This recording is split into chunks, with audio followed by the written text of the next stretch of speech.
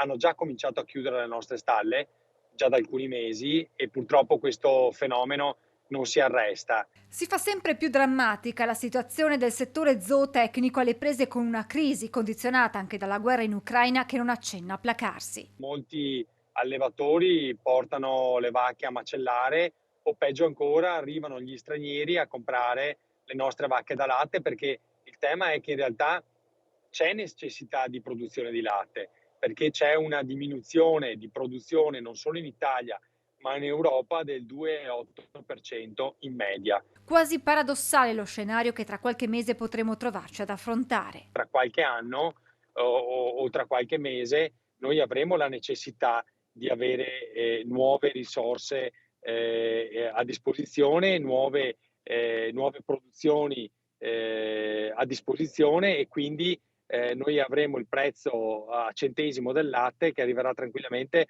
a 60 centesimi.